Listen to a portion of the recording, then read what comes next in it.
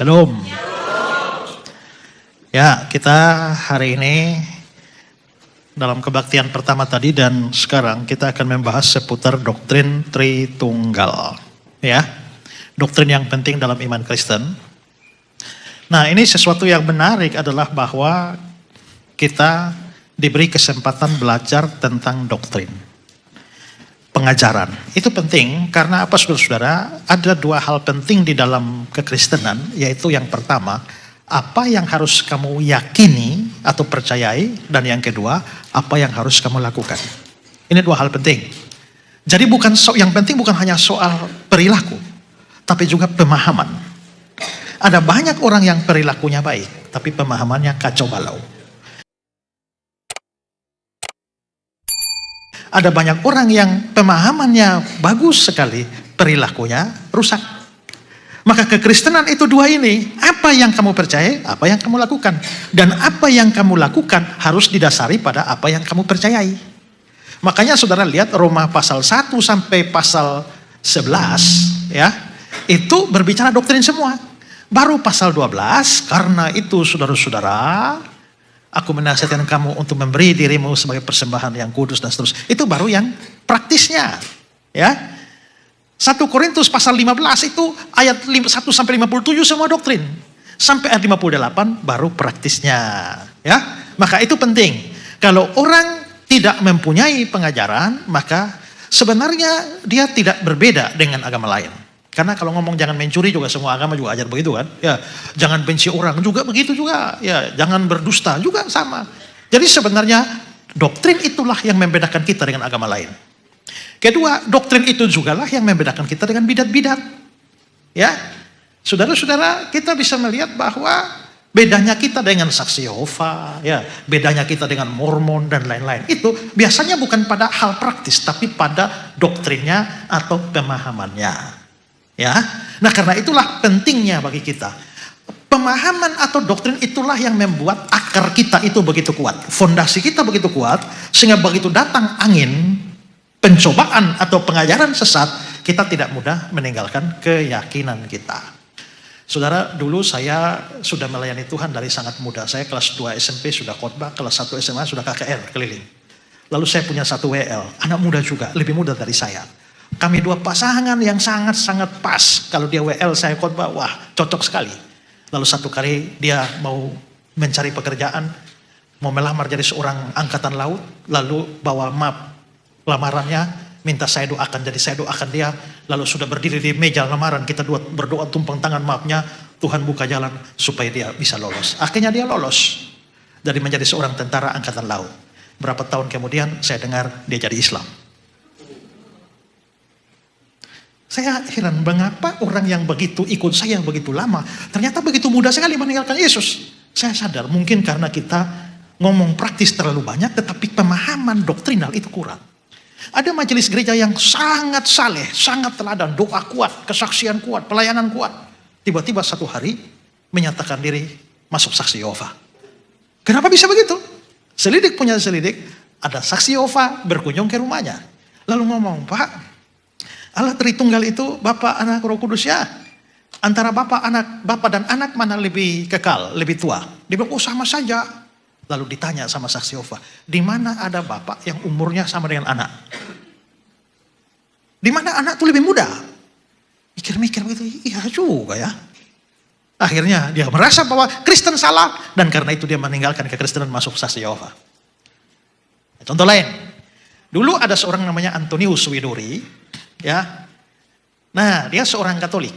Lalu satu hari dia nantang seorang kiai, namanya Kiai Haji Mudori begitu ya, Ahmad Mudori. Nantang debat, bikin taruhan. Pak Kiai, mari kita debat Tritunggal. Kalau Kiai kalah harus masuk Kristen, dan kalau saya yang kalah saya masuk Islam. Akhirnya debat rally pada hari yang ke-9. Akhirnya Antonius Widuri mengakui ternyata doktrin Tritunggal tidak masuk akal. Lalu Antonius Widuri pun mengucapkan kalimat syahadat, asyhadu alla la ilaha illallah. Kenapa sampai dia kalah? Karena dia bilang, waktu debat itu dia bilang, saudara-saudara, Tritunggal itu seperti rokok. Ada tembakaunya, ada kertasnya, ada filternya. Tapi rokoknya cuma satu. Lalu Pak Kiai ambil rokok, Pak Kiai preteli dia, kertasnya di sini, filternya di sini, tembakonya di sini. Lalu Pak Kiai ambil tembakonya. Apakah tembakau ini rokok? Bukan. Apakah filter ini rokok? Bukan. Apakah kertas ini rokok? Bukan. Kalau begitu, tembakau sepertiga rokok, filter sepertiga rokok, kertas sepertiga rokok. Maka apakah Bapa itu Allah? Beda, sepertiga Allah. Anak sepertiga Allah, Roh Kudus sepertiga Allah. Antonius pikir-pikir, iya juga ya. Masuk akal ya. Akhirnya Antonius mengakui iman Kristen tidak masuk akal. Nah itu contoh-contoh bahwa ketika orang sesaleh apapun, tapi kalau pengertiannya tidak ada, maka dia dengan sangat mudah meninggalkan iman Kristen. Maka disitulah belajar doktrin itu penting, di samping kita juga belajar hal praktis. Dan saya sangat salut untuk gereja ini. Apalagi ada gereja karismatik yang khotbahnya tentang Tritunggal. Ya, itu luar biasa. Nah, tadi dalam kebaktian pertama saya sudah menjelaskan soal bagaimana memahami doktrin Tritunggal. Dan kita sampai pada kesimpulan bahwa doktrin Allah Tritunggal itu adalah Allah itu esa di dalam hakikatnya. Tapi tiga di dalam pribadinya. Pribadinya tiga, hakikatnya satu atau sama. Kalau di tangan saya ada satu lempeng tanah liat, lalu saya bentuk tanah liat itu menjadi pot bunga, taruh di sini. Saya bentuk lagi dari tanah liat yang sama, saya taruh jadi cangkir. Lalu bentuk lagi yang sama jadi periuk. Maka di sini ada pot bunga, ada cangkir, ada periuk. Apakah pot bunga adalah cangkir? Bukan. Apakah cangkir itu periuk? Bukan. Apakah periuk itu pot bunga? Bukan. Tapi pot bunga, cangkir, periuk itu mempunyai bahan dasar yang sama, yaitu tanah liat. Kalau begitu hakikatnya sama, walaupun ternyata bentuknya berbeda. Nah itu kira-kira analogi sederhana untuk memahami perbedaan antara hakikat dan pribadi. Kita simpulkan tadi dalam kebaktian pertama bahwa Bapa adalah Allah, Anak adalah Allah, Roh Kudus adalah Allah, tapi bukan tiga Allah. Masing-masing berdiri sendiri, bukan sepertiga Allah. Masing-masing berdiri sendiri, Allah full. Tapi begitu digabungkan, bukan tiga Allah. Bagaimana bisa begitu? Nah tadi saya kasih ilustrasi. Satu kali saya diminta ngajar Tritunggal di anak SMA. Lalu saya bingung ini bagaimana menjelaskannya. Akhirnya saya mampir pasar beli salak. Lalu saya beli salak, saya sudah hitung yang siungnya 3. Lalu saya ambil, adik-adik ini apa? Salak, berapa salak? 1. Saya kupas kulitnya hati-hati. Lalu saya ambil siung yang pertama. Ini apa adik-adik? Salak. Ini apa? Salak. Ini apa? Salak. Jadi ini salak, ini salak, ini salak. Berapa salak adik-adik? 3. Nah, sekarang kakak ambil kembali salak 1, salak 2, salak 3. Ambil kulitnya, lem kembali. Berapa salak adik-adik? 1. Masing-masing berdiri sendiri salak. Begitu digabung bukan 3 salak, 1 salak. Terus dasar Alkitabnya apa? Nah nanti lihat yang pertama tadi. Ya. Nah maka pada kesempatan ini saya hanya fokus untuk menjawab serangan. Makanya tadi saya bilang Pak Lukas mesti ada 3. Pertama, berikan dasar Tritunggal. Kedua, menjawab kesulitan-kesulitan. Lalu yang ketiga baru menjawab serangan-serangan. Tapi karena kebaktian saya khotbah cuma 2 kali, jadi nanti yang kita jawab serangan saja, yang kesulitannya tahun depan. Ya. Nah sekarang saya akan fokus kepada serangan-serangan. Doktrin Tritunggal ini menerima banyak serangan selama 2000-an tahun ini. Sejak dipercaya itu mendatangkan serangan dari banyak pihak.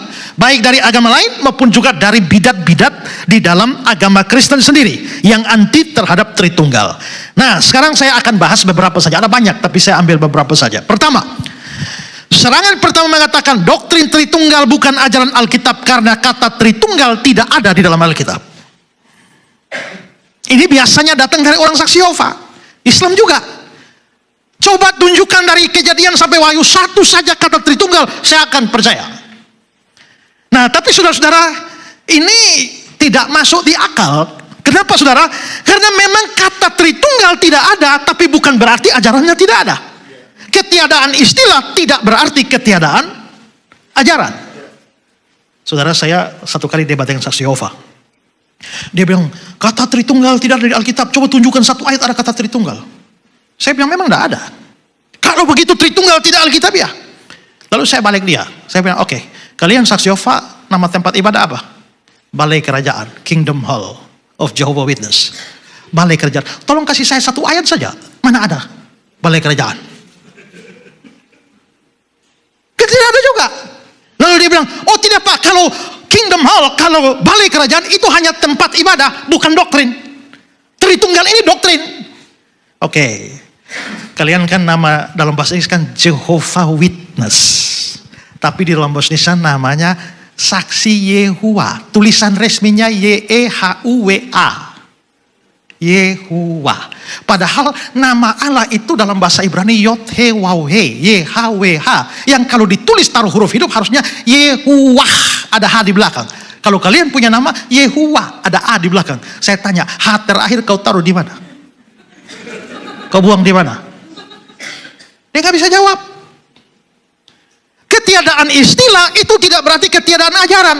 Ada banyak ajaran di dalam kekristenan yang istilahnya tidak ada, tetapi ajarannya ada. Kita seringkali berbicara soal inkarnasi. Dalam bahasa Latin, dalam atau ke dalam karo, karnis itu daging. Inkarnasi masuk ke dalam daging. Itu berbicara tentang penjelmaan anak Allah menjadi manusia waktu Natal. Pertanyaannya, apakah ada kata inkarnasi dalam Alkitab? Tidak ada. Tapi apakah ajaran bahwa anak Allah datang menjelma dari manusia, lahir lewat perawan Maria, ada atau tidak? Ada. Konsepnya ada, istilahnya tidak ada. Kalau diserang Islam begitu, kalau Islam punya monoteisme, percaya ajaran tauhid kan? Saya tanya coba, mana ada satu ayat tauhid di dalam Al-Quran? Coba ada. Tidak ada katanya, tapi ajarannya ada. Kita biasanya punya dua sakramen, perjamuan kudus dan baptisan kudus. Kata sakramen ada? Tidak ada. Tapi perjamuan, ajaran tentang perjamuan ada? Ada. Ajaran tentang baptisan ada. Ajarannya ada, tapi istilah sakramen sendiri tidak ada. Karena itu persoalan bukan pada istilahnya, tapi pada ajarannya. Dan ajaran tentang doktrin Tritunggal itu ditemukan di dalam Alkitab. Tadi saya berikan sangat banyak dalam kebaktian pertama. Tapi intinya pertama adalah bahwa Alkitab bicara Allah itu Esa. Ulangan 6 ayat 4. Dengarlah orang Israel, Tuhan itu Allah kita, Tuhan itu Esa. Sementara Tuhan itu Esa, tapi Bapa, Anak, Roh Kudus juga disebut sebagai Allah. Yohanes 6 ayat 27 bilang begini, sebab dialah yang disahkan oleh Bapa, Allah dengan materainya. Berarti Bapa itu Allah. Sementara Yesus juga, Yohanes 1 ayat 1, firman itu adalah Allah, firman itu Yesus. Lalu Roh Kudus, Kisah 5 ayat 3, tapi Petrus berkata, Ananias, mengapa hatimu dikuasai iblis sehingga engkau mendustai Roh Kudus? Satu ayat setelah itu langsung bilang, engkau bukan mendustai manusia, tapi mendustai Allah. Kalau begitu Roh Kudus adalah Allah. Sementara Alkitab bilang hanya ada satu Allah, tapi Bapa disebut Allah, Anak disebut Allah, Roh Kudus disebut Allah. Lalu ada berapa Allah? Mau bilang 3, bagaimana dengan yang 1 tadi? Mau bilang 1, bagaimana dengan 3 ini? Dan ingat juga bahwa Bapa, Anak, Roh Kudus itu pribadi yang berbeda. Bapa bukan anak, anak bukan Roh Kudus bukan Bapa. Kalau Matius 28 ayat 19, baptislah mereka dalam nama Bapa, Anak, dan Roh Kudus. Kalau Bapa, Anak, Roh Kudus itu beda, itu sama, satu orang dalam tanda petik, satu pribadi. Ngapain namanya disebut 3? Doa berkat 2 Korintus 13 ayat 13. Kasih karunia Tuhan Yesus Kristus dan kasih Allah Bapa dan persekutuan Roh Kudus. Disebutkan 3 nama ini.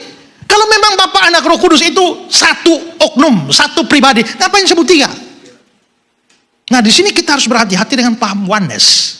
Karena oneness itu tidak percaya ada 3 pribadi. Oneness itu percaya bahwa Allah itu hanya satu pribadi, hanya namanya saja yang 3. Nah, itu sama seperti Pak Esra di gereja sebagai pendeta, di sekolah teologi sebagai dosen, tapi di yayasan sebagai pembina yayasan. Tapi Pak Esranya 1, jabatannya 3, pendeta, dosen, pembina yayasan. Nah, Yohanes berkata begitu, Allah itu satu pribadi saja. Dulu zaman perjanjian lama dia tampil sebagai Bapa. Zaman perjanjian baru dia tampil sebagai anak, zaman gereja dia tampil sebagai Roh Kudus, tapi pribadinya satu. Nah, kalau begitu sekarang saya bertanya, ilustrasi tadi. Pendeta, dosen, sama pembina yayasan, bisa ketemu bertiga enggak? Bisa enggak? Enggak bisa. Tapi ternyata Bapa, Anak, Roh Kudus bisa. Waktu Yesus dibaptis keluar dari air, tiba-tiba datang Roh Kudus hinggap atasnya, lalu ada suara Bapa, inilah anakku. Tiga-tiga muncul bareng-bareng kok. Yang kedua, bisakah ketua yayasan, pendeta sama dosen ngobrol bertiga, bicara? Nggak bisa. Tapi Bapak bisa bicara pada anak, inilah anakku yang kukasihi. Yesus juga berkata, aku bersyukur kepadamu Bapa. Kalau Yesus itu Bapa, terus siapa yang bersyukur dan siapa yang menerima syukur? Bisakah ketua yayasan mengutus dosen pergi ke Brasil sana? Nggak bisa, orangnya satu. Tapi Bapak bisa mengutus anak. Bapak dan anak mengutus Roh Kudus. Itu berarti ada tindakan pengutusan. Itu berarti Bapak memang bukan anak. Anak bukan Roh Kudus. Roh Kudus bukan Bapak. Itu beda-beda.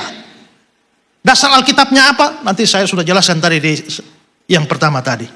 Tapi mereka bilang, Pak, bukankah ada ayat yang bilang, barang siapa yang melihat aku, dia telah melihat Bapa. Ya kan? Yesus memang bilang, siapa melihat aku, dia telah melihat Bapa.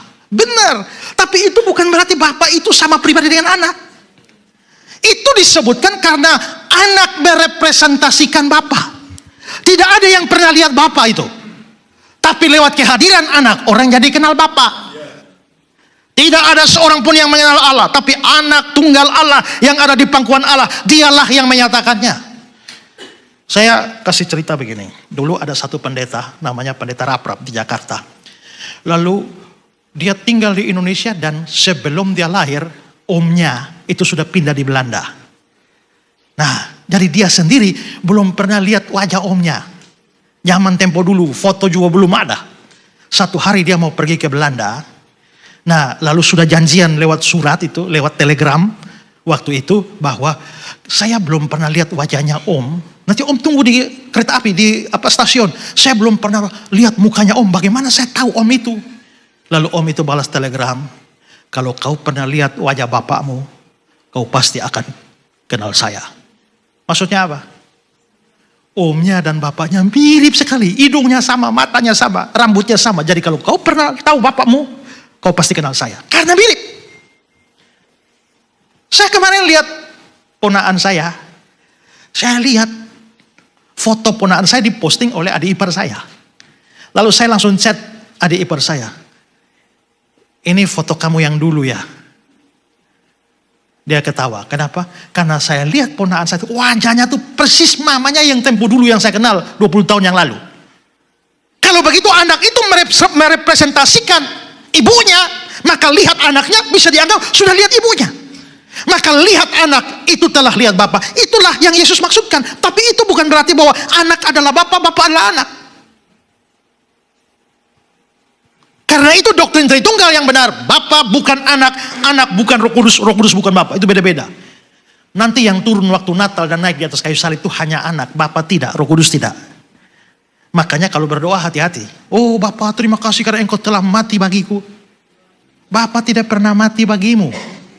Yang mati itu cuma anak. Itu hati-hati dengan Yesus juga bukan Roh Kudus. Dulu ada lagu diciptakan, Yesus Engkau Roh Kudus yang turun ke bumi. Salah itu. Yesus bukan Roh Kudus bukan Yesus. Gara-gara diprotes lalu lagu itu diubah, Yesus Engkau Rajaku yang turun ke bumi. Ya itu baru benar. Sekarang saya coba saudara dengar baik-baik ya. Telah kulihat bukti kasih-Mu.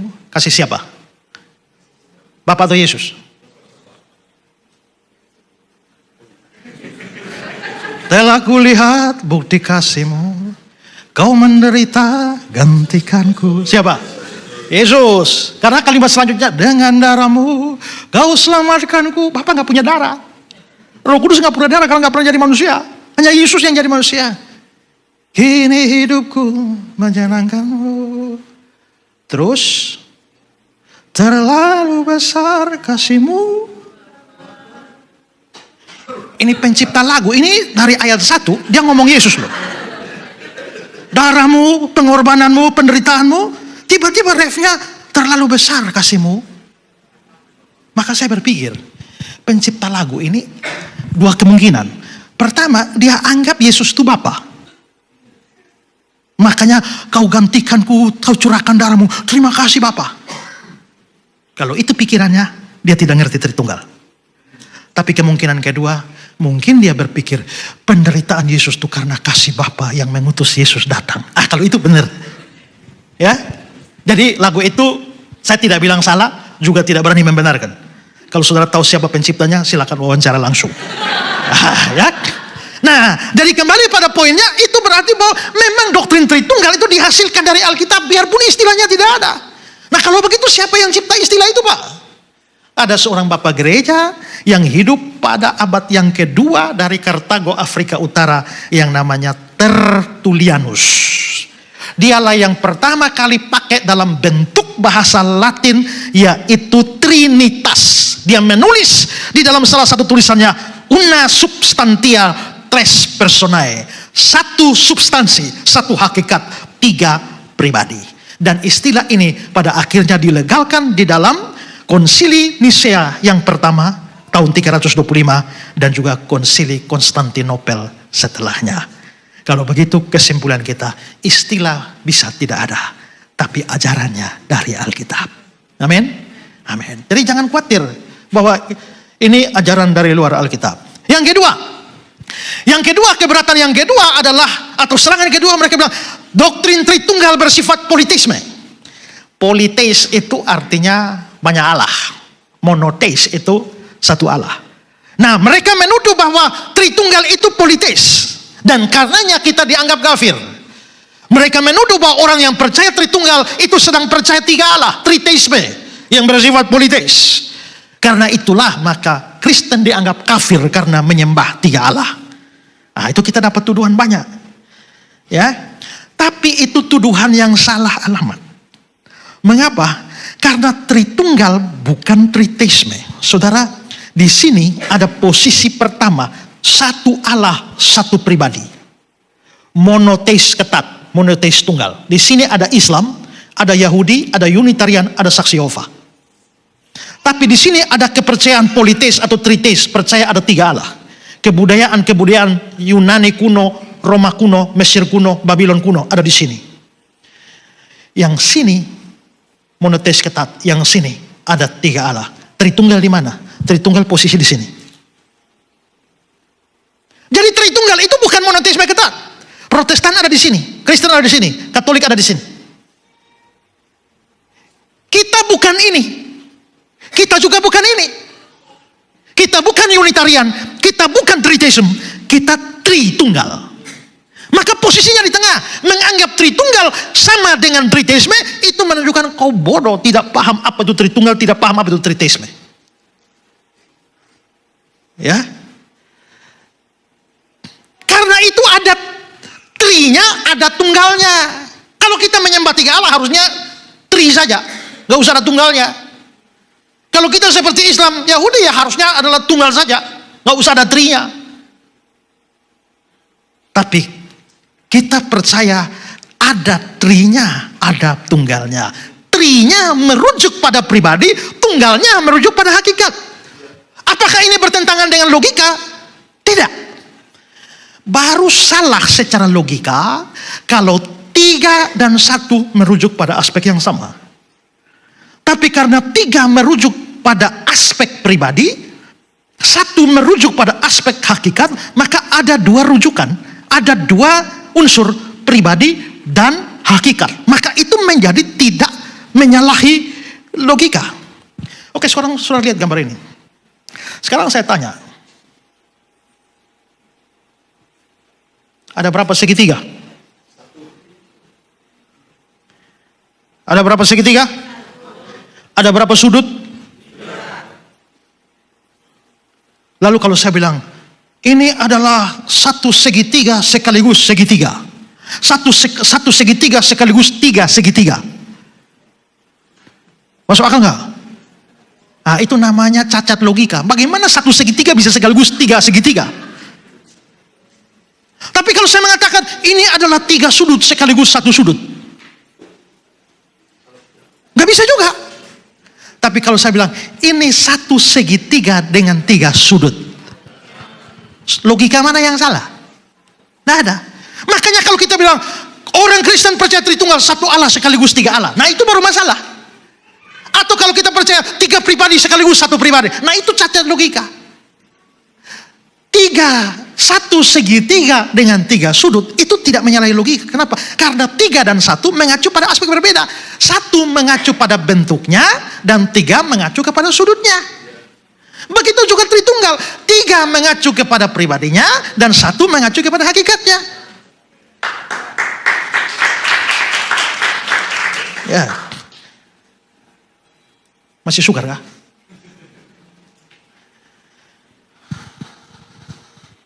Adek, mari sini dulu. Jadi pahlawan.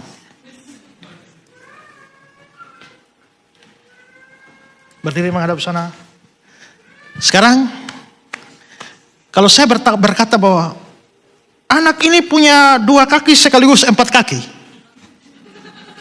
Masuk akal nggak? Nggak masuk akal. Kalau saya mengatakan bahwa anak ini punya 2 mata kaki sekaligus 4 mata kaki. Enggak juga. Tapi kalau saya bilang anak ini punya 2 kaki dan 4 mata kaki. Benar enggak? Benar. Karena 2 mengacu pada kaki, 4 mengacu pada mata kaki. Karena yang diacu berbeda, maka itu tidak salah sama sekali. Allah itu Tritunggal. Tri mengacu kepada pribadi, tunggal mengacu pada hakikat. Lalu salahnya di mana? Logika mana yang dilanggar? Terima kasih. Ya.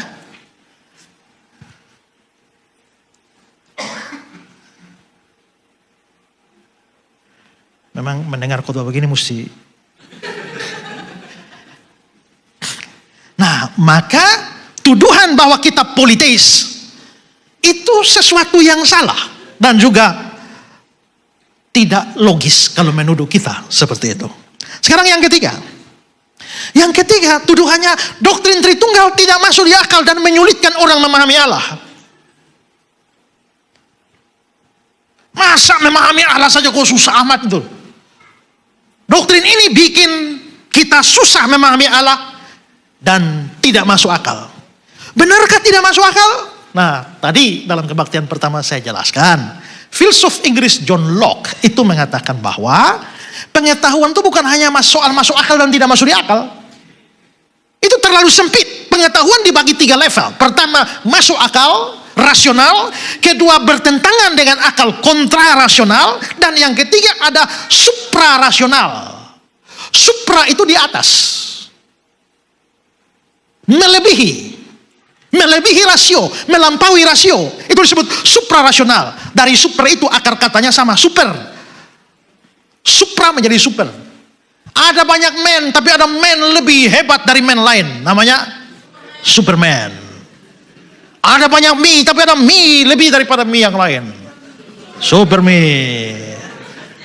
Kan? Ada market, tapi ada market lebih daripada market lain. Supermarket. Ada hero, tapi ada hero lebih dari hero lain. Namanya superhero. Berarti super itu di atas. Maka ada rasional, ada kontrarasional, ada suprarasional. Makan 2 piring dan kenyang rasional. Makan 13 piring tetap lapar. Itu kontrarasional. Tapi terdampar di tengah laut karena tenggelam. Terkatung-katung 60 hari. Tidak jadi almarhum. Itu suprarasional. Kasih masuk tangan di api panas. Nah, itu rasional. Tapi begitu masuk tangan di api. Dingin sekali ya. Dingin sekali. Nah, itu kontrarasional. Tapi dibakar di dalam api seperti Sadrak, Mesak, Abednego, tapi tidak terbakar. Itu suprarasional. Ya. Nah, Allah kita itu dialah yang menciptakan rasio kita. Kalau dia menciptakan rasio kita, masa dia muat di dalam rasio kita? Dia pasti melampaui rasio kita. Dan karena rasio kita kecil, maka kita waktu mau memahami tentang dia, itu menjadi sulit. Tapi bahwa itu sulit, masalahnya bukan pada dia, tapi pada kita. Kalau ada satu anak SD, kelas 1, diajar tentang kalkulus, cabang matematika untuk mempelajari perubahan dan pergerakan. Bagi anak itu terlalu sulit. Dia berkata, ini tidak masuk akal. Benarkah kalkulus tidak masuk di akal? Bukan. Itu melampaui akal si anak. bukan kontrarasional, tapi suprarasional. Masalahnya bukan pada kalkulusnya, tapi pada keterbatasan si anak di dalam memahami. Begitu juga Tritunggal itu. Tritunggal menjadi sulit bukan karena Tritunggal itu tidak masuk di akal, tapi karena dia berada pada level di atas akal dan akal kita tidak sanggup memahaminya, maka wajar kalau itu sulit. Ya.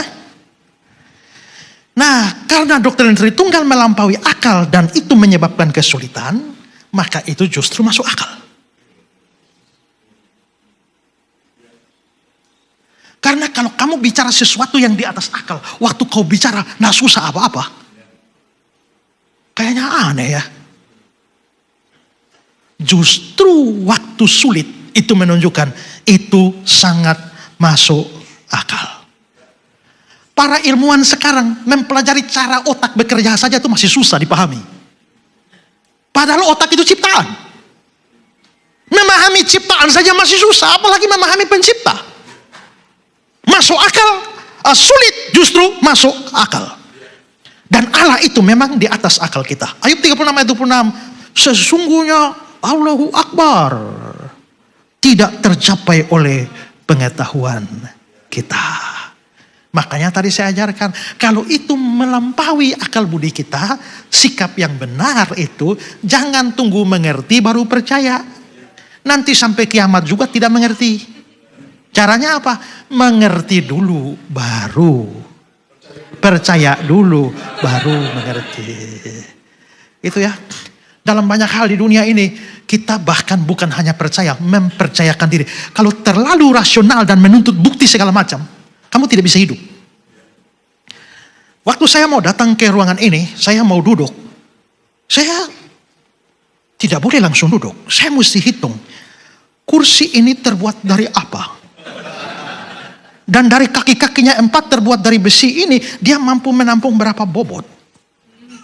Dia mampu menampung berapa kilo? Dan berapa kilo berat badan saya?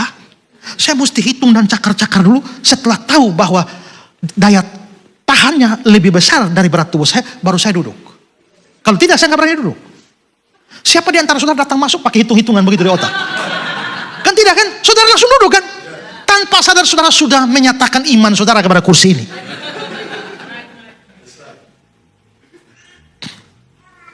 Saya tidak akan melakukan kalau saya tidak ada bukti lengkap. Waktu saudara naik pesawat, saya tanya, saudara ada bukti bahwa pilotnya itu pernah lulus sekolah? Lihat ijazahnya. Kan tidak kan? Saudara bahkan tidak tahu siapa dia. Dan seandainya dia pilot yang menyamar, selamat jalan ke alam baka. Tapi saudara waktu naik pesawat, saudara yakin kalau dia bisa duduk di situ, pasti dia sekolah. Dan pasti dia sudah berpengalaman. Saudara naik dan menyerahkan diri saja di atas pesawat. Dan seandainya dia bawa saudara ke neraka, ya. Kan itu. Waktu pergi ke dokter, Pak dokter saya sakit ini. Lalu dokter sorong resep pada saudara. Dia coret-coret saya kayak cakar ayam itu. Saudara bisa baca. Tapi saudara yakin betul bahwa yang dia kasih itu adalah obat kan? Apa saudara tidak curiga bahwa dia tolong berikan racun tikus 3 kali 1? Mati saudara. Dalam hal itu saudara beriman pada dokter itu. Walaupun saudara tidak mengerti, maka disitulah memahami Tritunggal terlalu sukar. Maka yang paling penting adalah iman mendahului pengertian. Makanya sekian lama kan sudah percaya ya. Maka sekarang kita belajar supaya bisa mengerti. Menambahkan pengertian kepada iman kita. Dalam hal Injil, jangan percaya sebelum mengerti. Mengerti Injil baik-baik, baru percaya. Tapi dalam hal Tritunggal, percaya dulu. Nanti Tuhan tuntun saudara mengerti. Itu yang saya bilang tadi, anak kecil dikasih mamanya minum susu sapi. Dia gak minum. Besok kasih susu sapi, gak minum lagi. Besok kasih susu sapi, gak mau. Nah, kenapa kamu gak minum? Mama, saya tidak akan minum susu sapi sampai saya mengerti kenapa sapi hitam makan rumput hijau keluar susu putih. Mamanya bilang, nah minum saja. Lu tidak ngerti juga minum sajalah. Karena itu sehat buat kamu. Nanti kalau ada kesempatan belajar, baru kamu cari tahu kenapa hitam makan rumput hijau keluar susu putih. Nah itu nanti itu, tapi sekarang minum. Nah, begitu juga iman kita harus mendahului pengertian kita. Maka kita mengerti bukan supaya kita percaya, tapi kita mencoba mengerti apa yang sudah kita percayai. Amin. Sekarang yang keempat. Yang keempat ada serangan, ini serangan dari saksi Yehova. Dan diikuti oleh Islam. Doktrin Tritunggal adalah penyusupan ajaran-ajaran dewa tiga serangkai dalam agama-agama kuno. Dan harus diakui bahwa di dalam agama-agama kuno ada dewa-dewa tiga serangkai. Ya, misalnya dewa tiga serangkai dari Mesir. Ini dewa tiga serangkai Mesir, ada Osiris, Isis, dan Horus. Itu disembah oleh orang Mesir, tiga dewa ini. Osiris, Isis, dan Horus. Orang Babilonia menyembah dewa tiga serangkai, Anu, Enlil, dan Ea. Ini sesembahannya orang Babilon. Dari Yunani mereka menyembah dewa tiga serangkai, Zeus, Poseidon, dan Hades. Dan sebenarnya masih banyak lagi. Jadi, di sini ada dewa tiga serangkai, dewa tiga serangkai, dewa tiga serangkai, dewa tiga serangkai. Lalu akhirnya saksi Yehova bilang, kalau begitu sebenarnya doktrin Tritunggal itu hasil penyusupan yang ini. Masuk ke dalam kekristenan, sehingga kekristenan yang percaya doktrin Tritunggal sesungguhnya adalah ajaran kafir yang masuk ke dalam Kristen. Itulah sebabnya saksi Yehova tidak percaya Tritunggal. Karena mereka anggap ajaran kafir. Tapi sekarang bagaimana kita menjawabnya? Saudara, menurut saya kebodohan mereka dengan tuduhan ini adalah mereka hanya melihat bahwa doktrin Tritunggal, Bapa, Anak, Roh Kudus ada tiga. Kok mirip ya dengan yang ini ya? Karena ada tiganya. Ya, Osiris, Isis, Horus, Anu, Enlil, Ea, Zeus, Poseidon, Hades, Bapa, Anak, Roh Kudus. Kok sama ya? Nah, karena ada kesamaan pada tiga pribadi itu, lalu mereka menyimpulkan bahwa doktrin Tritunggal berasal dari kepercayaan kafir. Kenapa saya bilang itu kebodohan? Karena begini, kalau orang hanya melihat kesamaan antara A dan B, lalu menganggap bahwa B berasal dari A, dan lupa melihat perbedaan antara A dan B. Nah, oke. Menurut saudara, apakah ada persamaan antara monyet dan manusia? Ada samanya enggak? Ada itu. Manusia bisa nari, monyet juga bisa. Ya kan? Karena ada kesamaan antara monyet dan manusia, kesimpulan kita, manusia berasal dari monyet. Salahnya di mana? Salahnya karena lu hanya lihat kesamaannya manusia dengan monyet, lu lupa perbedaan manusia dengan monyet. Samanya manusia dengan monyet itu sekuku hitam, tapi bedanya manusia dengan monyet itu tumpuk begitu banyak. Kau mau apakan? Manusia menari, monyet bisa menari. Tapi coba, bisakah monyet paduan suara? Bagi suara 1, suara 2, suara 3, tenor, bariton, bass, semua bisa? Tidak bisa.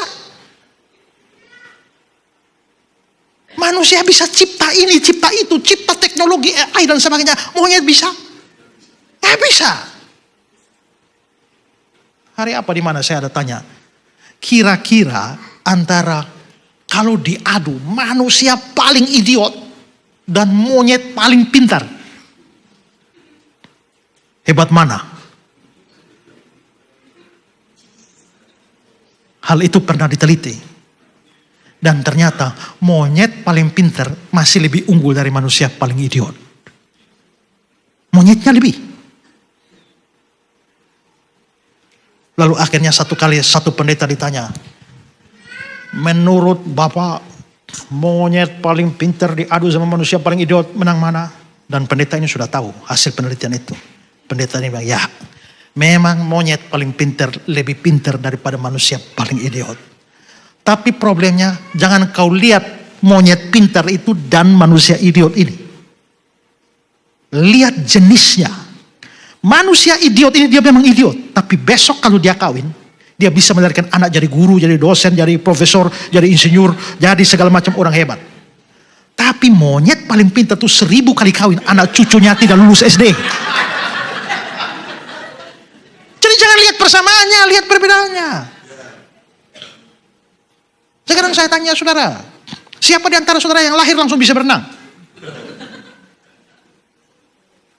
Gak bisa kan? Tapi saudara tahu katak itu lahir bisa berenang. Benar ya? Tapi katak itu biarpun dia berenang, dia hanya bisa satu gaya, yaitu gaya katak. Tapi manusia itu dia bisa belajar, dia gaya katak, gaya kupu-kupu, gaya punggung, gaya bebas, dan gaya batu. Mana ada manusia lahir bisa menyanyi langsung? Gak ada. Tapi burung begitu lahir tuh bisa nyanyi. Tapi sampai mati, burung tidak bisa bikin choir bagi suara. Gak bisa, manusia bisa. Kalau begitu kita bisa lihat ada persamaan antara binatang dengan manusia.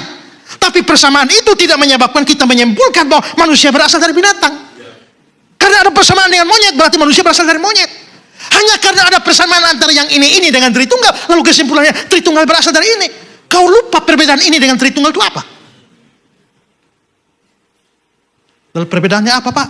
Nah, kita ke yang tadi, dewa 3 serangkai Mesir, Osiris, Isis, dan Horus. Sudah tahu itu siapa? Coba kembali. Nah, ini Osiris, Isis, dan Horus. Sudah tahu siapa? Itu bapak, mama, dan anak. Ya. Jadi Osiris dan Isis kawin baru melahirkan Horus. 3 dewa yang adalah keluarga. Pertanyaannya, apakah doktrin Tritunggal itu begitu? No. 3 serangkai Babylon tadi, Anu, Enlil, dan Ea, itu 3 dewa yang masing-masing punya wilayah kekuasaan. Anu itu berkuasa atas langit, dewa langit. Enlil itu berkuasa atas udara, angin, dan atmosfer. Ea itu berkuasa atas air. Dan yang satu tidak bisa mencampuri daerah kekuasaan yang lain. Apakah Bapa, Anak, Roh Kudus punya wilayah kekuasaan? Tidak, beda. 3 dewa serangkai Yunani, Zeus, Poseidon, dan Hades. Zeus itu penguasa langit, Poseidon itu penguasa laut, dan Hades itu penguasa dunia orang mati. Yang satu tidak bisa mencampur yang lain. Apakah Tritunggal seperti itu? Tidak.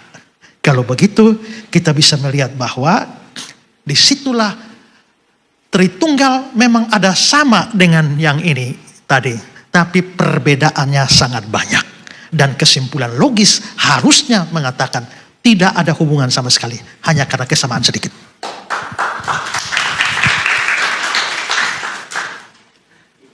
Di sini banyak saksi Yehova enggak? Ya, harusnya pusatnya tuh di Amerika sini. Ya, saya biasa kalau kemana-mana ada ketemu, biasa kan saksi Yehova tuh suka berkunjung. Biasanya mereka pakai baju rapi, tangan panjang, dasi, jalan 2-2 orang. Kalau ada 2 orang berkunjung ke rumah saudara, nanti lihat yang satu yang banyak ngomong itu biasa junior. Yang jarang omong itu seniornya. Nah itu gitu. Tapi saya bikin balik. Biasanya saksi Yehova, makanya Insinyur Herlianto itu menulis buku Saksi-saksi Yehova tamu tak diundang yang berkunjung ke rumah Anda. Karena mereka terkenal dengan rajin berkunjung. Nah, saya balik bahwa sekarang saya yang kejar saksi Yehovanya. Tapi satu kali saudara Natal agak lewat, kira-kira Januari. Tiba-tiba 2 orang saksi Yehova datang. Saya lihat tampilannya, saya tahu saksi Yehova. Tapi mereka tidak tahu saya pendeta. Nah, waktu mereka masuk, lalu saya bilang, wah silakan masuk, selamat Natal. Setelah itu saya bilang, oh iya ya, kalian tidak percaya Natal ya. Kalian kan tidak merayakan Natal. Orang saksi Yehova tidak merayakan Natal. Kenapa? Karena mereka bilang, Natal itu merayakan ulang tahun Yesus. Di Alkitab tidak pernah ada orang benar merayakan ulang tahun. Yang merayakan ulang tahun hanya orang kafir. Pertama Herodes, kedua Firaun, dan langsung jatuh korban. Jadi di Alkitab itu tidak ada orang benar merayakan ulang tahun. Karena Natal merayakan ulang tahun Yesus, maka orang Kristen tidak boleh merayakan Natal. Ya saya bilang, wah selamat Natal. Oh iya benar, kalian kan tidak merayakan Natal ya. Lalu saya bilang, kenapa sih kalian tidak merayakan Natal? Lalu si saksi Yehova menjawab saya, bisakah Bapak tunjukkan di dalam Alkitab ada perintah merayakan Natal? Saya bilang, tidak ada. Nah itu tidak ada, jangan dilakukan. Lalu saya tanya, oh jadi untuk melakukan sesuatu harus ada perintah dulu? Iya, Kalau tidak ada perintah tidak boleh, ya. Lalu saya lihat dia pakai dasi. Ya Bapak, coba kasih saya satu ayat di mana perintah pakai dasi. Ada? Tidak ada. Kalau tidak ada, kenapa pakai dasi? Ya karena kan juga tidak ada larangan untuk pakai dasi di Alkitab. Oke, kalau begitu tolong kasih saya satu ayat. Dilarang merayakan Natal. Ada? Tidak ada itu. Tapi tidak ada bidat atau aliran sesat di dunia yang perkembangannya lebih cepat dari saksi Yehova. Tidak ada bidat di dunia yang pakai ayat lebih banyak dari saksi Yehova. Pelintir ayatnya luar biasa. Coba ayat kita bilang begini. Aku berkata kepadamu sesungguhnya hari ini engkau bersama dengan aku di taman di Firdaus. Aku berkata kepadamu sesungguhnya hari ini juga engkau bersama dengan aku di Firdaus. Kapan di Firdaus? Kapan masuk Firdaus? Hari ini kan? Aku berkata kepadamu hari ini juga engkau bersama dengan aku di Firdaus. Berarti masuk Firdaus hari ini. Masalahnya saksi Yehova tidak percaya ada neraka. Lalu masuk surga itu cuma 144.000 orang. Berdasarkan Wahyu 7 ayat 4 tafsiran mereka. Jadi surga sudah penuh. Hanya 144.000 orang sudah penuh. Maka orang saksi Yehova sekarang itu tidak harap masuk surga. Banyak orang Kristen tidak pasti masuk surga. Tapi mereka pasti tidak masuk surga. Karena sudah penuh. Nah kalau begitu mereka tidak masuk surga sementara neraka tidak ada. Mereka ada di mana? Mereka akan ada di Firdaus di bumi. Kapan Firdaus itu? Nanti Tuhan ciptakan di akhir zaman. Kalau begitu Firdaus belum ada. Nah itu ayat tadi. Hari ini engkau bersama dengan aku di Firdaus. Berarti hari ini berarti sudah ada. Lalu saksi Yehova ubah sedikit di Alkitabnya. New World Translation. Aku berkata kepadamu hari ini. Sesungguhnya engkau akan bersama dengan aku di Firdaus. Ngerti perbedaannya? Kalau punya kita, aku berkata kepadamu, sesungguhnya hari ini. Kalau mereka, aku berkata kepadamu hari ini, sesungguhnya engkau akan bersama dengan aku di Firdaus. Jadi dia cuma putar saja. Sesungguhnya dengan hari ini dia geser, posisinya berubah. Ini penyesatan terlalu kentara, terlalu halus. Persis seperti ular menipu Hawa di Taman Eden. Kalau saudara tidak belajar baik-baik firman, saudara gampang disesatkan. Ya. Nah, karena itu maka kemiripan itu tidak membuktikan asal usul. Justru doktrin Tritunggal itu berakar pada monoteisme Yahudi yang ketat. Karena kalau tidak monoteis, kita bukan jadi Tritunggal. Tapi kita jadi tri saja, triteisme saja. Terakhir, yang kelima. Lagi-lagi tuduhan dari saksi Yehova dan diadopsi oleh Islam. Maka orang seperti Saniho Munir, orang seperti Ahmad Deedat, orang seperti Zakir Naik, semua seragam omong seperti ini. Doktrin Tritunggal adalah produk konsili Nisea tahun 325. Konsili itu seperti muktamar, sidang besar gereja, umum. Di kota Nisea, itu di Turki. Karena dulu Turki pusat Kristen. Ya, tahun 325. Nah, mereka bilang bahwa Yesus baru diangkat jadi Tuhan tahun 325. Dan karena itu Tritunggal juga baru diciptakan pada tahun 325. Kalau saudara pernah lihat debat saya sama Saniho Munir, dia bilang Yesus baru diangkat jadi Tuhan tahun 325. Saya tanya dia, Bapak tahu dari mana? Oh, dia kasih keluar bukunya. Oh, ini buku. Buku Bapak terbitan tahun berapa? 2000. Nih, saya punya buku dari tahun 300-an ini. Saya maju dan bawa ke dia, coba buka itu buku setebal bantal itu, Bapak kasih tahu saya di bagian mana mereka angkat Yesus jadi Tuhan. Itu omong kosong, pemutar balikan sejarah. Pertama saudara, sebelum tahun 325, kita sekarang nggak omong Alkitab. Kalau Alkitab jelas dasarnya. Tapi kalau kita ngomong sejarah, sebelum tahun 325, bapak-bapak gereja itu sudah percaya pada Tritunggal. Sudah percaya Bapa, Anak, Roh Kudus. Sekarang saya buktikan. Saudara lihat, ini adalah Aristides. Ini tahun 140. Dia bilang begini. Orang Kristen adalah mereka yang berada di atas setiap orang di bumi, yang telah menemukan kebenaran karena mereka mengakui adanya Allah, pencipta, penyebab segala sesuatu, di dalam Putra satu-satunya dan di dalam Roh Kudus. Ini tahun 140. Tahun 150 ada Polikarpus. Polikarpus ini uskup Smyrna yang mati itu, mati dibakar itu. Karena ketika dia di sidang itu, gubernur berkata, Polikarpus, sangkali Yesus kalau tidak kau mati. Polikarpus di stadion. Polikarpus bilang, Tuhan, 86 tahun aku mengikuti Yesus dan percaya pada Yesus. Belum satu kali pun dia mengecewakan aku. Apakah kau pikir kau akan mampu membuat aku mengecewakan dia dalam 1 detik penyanggalanku? Tidak. Engkau bisa memisahkan kepala saya dari leher saya. Tapi engkau tidak bisa memisahkan hati saya dari hati Yesus. Mereka tangkap dia, mau buang dia ke dalam api. Dia bilang, tidak usah, saya masuk sendiri. Maka dia masuk sendiri ke dalam api.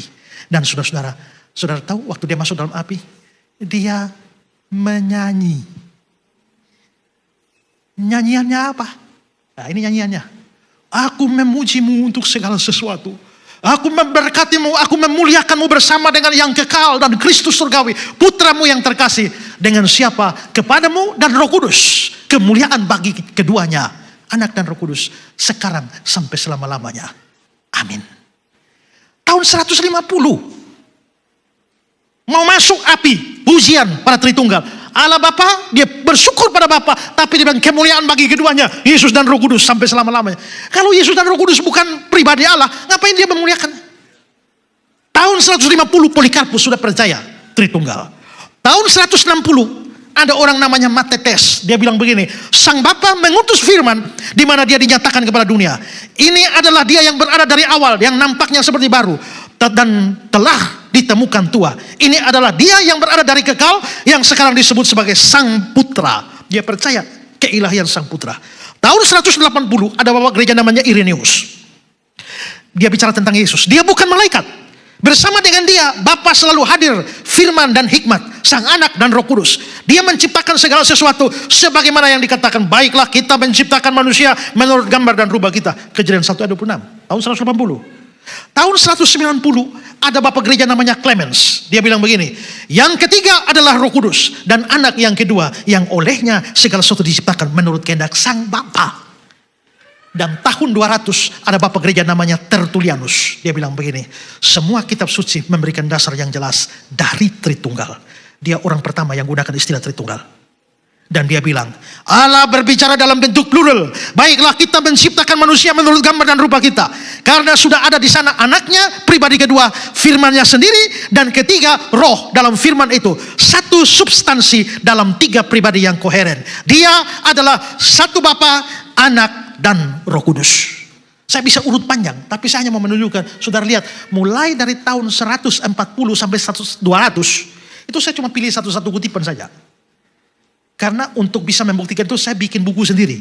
Benarkah doktrin Tritunggal produk Konsil Indonesia? Ya. Nah dari situ kita bisa lihat di bawah tahun 200 bapak-bapak gereja semua percaya Tritunggal. Lalu bagaimana tahun 325 baru Tritunggal diproduksi? Itu salah sejarah itu. Pertanyaan kita, kalau begitu tahun 325 itu ada apa sebenarnya? Nah begini, ada seorang uskup dari Mesir, Alexandria, namanya Arius. Arius ini bilang, mula-mula hanya ada Bapa. Anak belum ada. Lalu Bapa menciptakan anak, baru anak menciptakan dunia ini. Jadi Bapa nomor 1, anak nomor 2. Itu memecah gereja. Ajaran sesat Arius menyebar kemana-mana. Dan seluruh imperium Bizantium, Romawi Timur, itu terpengaruh. Maka akhirnya Kaisar Konstantin, penguasa Bizantium, itu mengundang seluruh uskup datang, bikin sidang di kota Nisea. Dan disitulah dihadirkanlah Arius, pencetus ajaran itu. Lalu sebagai lawannya adalah seorang uskup lain yang namanya Athanasius. Maka debatlah Arius dan Athanasius disaksikan oleh seluruh uskup yang ada. Dan pada akhirnya mereka memutuskan manakah ajaran yang lebih alkitabiah. Dan kesimpulan mereka adalah ajaran Ariuslah ajaran yang sesuai dengan kitab suci dan seluruh bapak gereja sebelum itu. Sementara ajaran Arius itu sesat. Akhirnya ajaran Arius melemah, hilang. Pada abad pertengahan dia muncul kembali dalam ajaran namanya Christadelphian. Habis itu hilang lagi, tenggelam. Lalu pada zaman modern dia muncul lagi di Amerika. Namanya Jehovah Witness. Itu sejarahnya dari situ. Jadi kalau begitu waktu sidang gereja Konsil Indonesia itu mereka bikin apa? Setelah perdebatan Arius Athanasius itu, mereka akhirnya menilai ajaran Ariuslah ajaran Alkitab, ajaran bapak-bapak gereja. Kalau begitu kita sahkan doktrin Tritunggal itu sebagai ajaran resmi gereja. Pengesahannya tahun 325. Bukan produksinya tahun 325. Tritunggal itu sudah muncul jauh di Alkitab, jauh di dalam sejarah gereja dari awal. Karena itu saudara-saudara, doktrin Allah Tritunggal ini doktrin yang sudah 2000-an tahun. Dan gereja hidup dengan iman ini. Sementara itu saudara harus hati-hati karena ada orang-orang juga, ada pendeta-pendeta kaliber juga yang mengajarkan bahwa Yesus nomor 2 setelah Bapa. Ada major God, ada minor God. Sama seperti saksi Yehova bilang, ada Allah senior, ada Allah junior. Itu ajaran sesat. Dan kita harus menolak ajaran itu. Walaupun kita mungkin menghargai orangnya, tapi ajarannya tetap ajaran sesat. Kalau begitu kesimpulan kita, doktrin Tritunggal. Doktrin yang Alkitabiah, doktrin yang unik tentang Allah yang tidak ada duanya di dunia ini. Bukan hasil kepercayaan dari mitos-mitos triteisme kuno. Dan tidak bertentangan dengan akal budi atau logika. Lalu pesan buat kita apa? Pegang dan percaya doktrin ini secara sungguh-sungguh. Jangan terpengaruh dengan siapapun yang berusaha mengalihkan saudara dari kepercayaan terhadap Tritunggal. Dan yang kedua, kalau memang Tritunggal itu benar, maka Allah kita itu Tritunggal. Yang harus saudara sembah adalah Tritunggal. Yang harus saudara puji adalah Tritunggal. Yang harus saudara layani adalah Tritunggal. Yang harus mendapatkan kesetiaan saudara adalah Bapa, Putra, dan Roh Kudus. Mau puji Tritunggal? Mari bangkit berdiri. Nyatakan kepercayaan saudara-saudara. Berikan pujian dan penyembahan. Dan bakti saudara kepada Tritunggal yang kudus. Bapa, Putra, dan Roh Kudus. Bersyukur bahwa hari ini saudara boleh mendapatkan pengajaran yang meneguhkan iman saudara di dalam Tritunggal yang kudus. Puji dan sembah padamu Tuhanku sepanjang hidup.